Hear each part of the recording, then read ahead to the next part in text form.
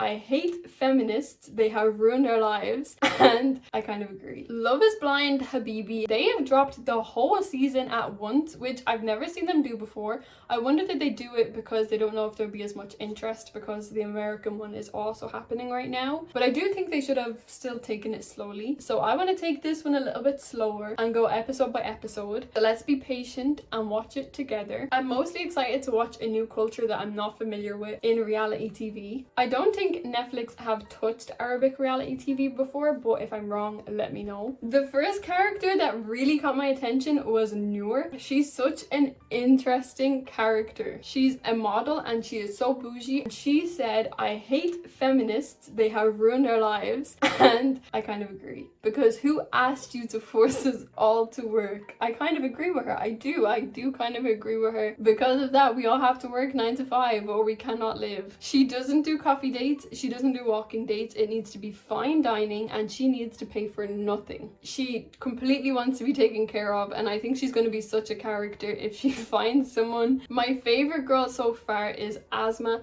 I think that she is just so pocket-sized and full of life and she's just so energetic and bubbly. Her energy literally jumped off the screen. At the moment we've seen her connecting with Kareem and Mido. I thought one of the most interesting parts was Kareem asked Noor if she would be okay with having more than one wife. I think it was more in response because she was saying that she just wants to be taken care of and she shouldn't have to work. So I think he was just playing with her with that question. You guys need to educate me in the comments. Is it still common for people to have multiple wives? Was he joking or was he serious? Obviously from Love is Blind they can only pick one person. I did notice from episode 1 we already had an argument. He was saying the same thing to every girl. I love your name. I love your name. Your name is so cool. And one woman went in and was like, I know you've said this to everyone, and they had a screaming match and stormed out. It definitely gets me excited for the rest of the episodes. A lot of the girls wanted a man financially well off to be able to look after them and their expensive lifestyles.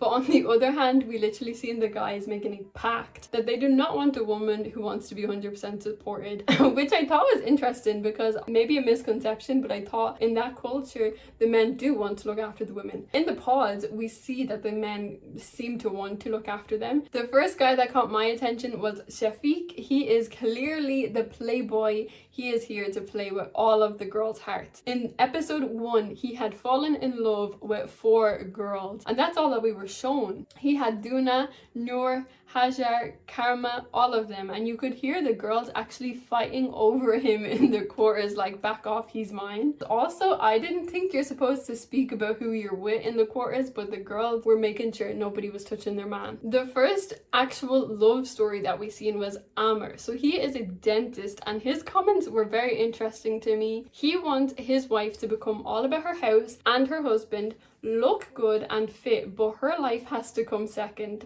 which I thought was very interesting. You have all these checklists for her, but her life has to come second. When does she have time to look after herself and the house? He fell for Karma pretty quickly and was already telling all the guys in the quarters, don't speak to her, and they all obeyed. They actually told her, we can't speak, you're talking to my brother. That was a little bit isolating for Karma because none of the guys would speak to her after that. She didn't exactly get any options then because Amr had literally put his print on her. He did express that he doesn't like her hobby being dance, which is unfortunate because that's one of her hobbies. Let the girl dance. But after a few dates, Karma did think that they weren't getting any deeper. It was just surface level and she thinks it was just excitement and not love. I think he did come to propose at the end of the episode, but we did see her saying that she doesn't think it's love. So I think there's a possibility that she's going to reject him. I am eager to watch episode 2 to see if she does. Safa got herself in a love triangle with Kareem and Mohammed.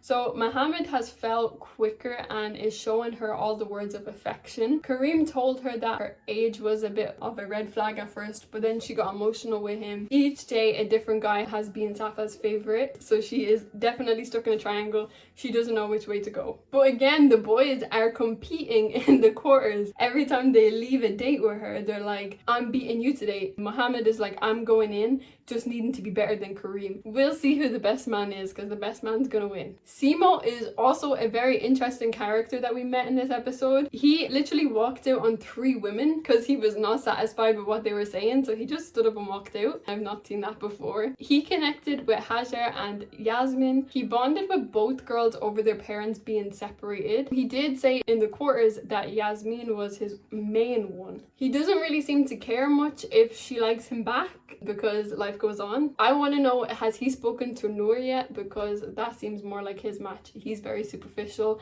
I'm really excited for this season to see who all of these people end up with, and I'm sure we're going to be introduced to more people. Let me know who has been your favorite from episode 1, and we will talk at episode 2.